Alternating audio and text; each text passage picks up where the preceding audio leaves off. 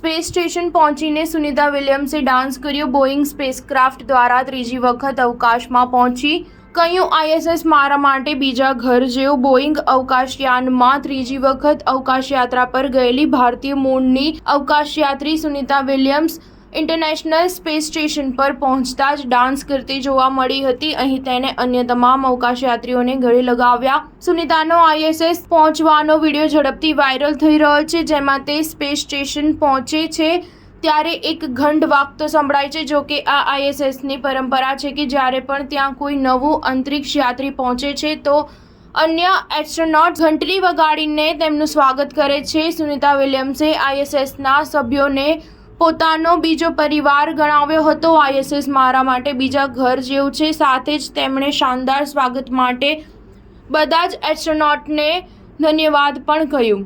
નાની helium leak જેવી technical ખામીઓને કારણે ડોકિંગમાં લગભગ 1 કલાકનો વિલંબ થયો હતો। આઈએસએસ તરફ જતા ક્રૂએ શ્રેણીબદ્ધ પરીક્ષણો પૂર્ણ કર્યા, જેમાં અવકાશમાં પ્રથમ વખત સ્ટારલાઇનરને મેન્યુઅલી ઉડાવવાનો સમાવેશ થાય છે। તેઓ લગભગ 1 સપ્તાહ અવકાશમાં વિતાવશે અને વિવિધ પરીક્ષણોમાં મદદ કરશે અને વૈજ્ઞાનિક પ્રયોગો કરશે। સ્ટારલાઇનરથી પૃથ્વી પર પાછા ફરતી વખતે તેઓ સમુદ્રને બદલે જમીન પર ઉતરવાની યોજના ધરાવે છે। જો આ મિશન સફળ થશે તો ઇતિહાસમાં પ્રથમ વખત અમેરિકા પાસે અવકાશયાત્રીઓને અવકાશમાં મોકલવા માટે 2 અવકાશયાન હશે। હાલમાં અમેરિકા પાસે માત્ર ઇલોન મસ્કની કંપની સ્પેસએક્સનું ડ્રેગન અવકાશયાન છે। 2014માં નાસાએ સ્પેસએક્સ અને બોઇંગ સ્પેસક્રાફ્ટ બનાવવાનો કોન્ટ્રાક્ટ આપ્યો હતો।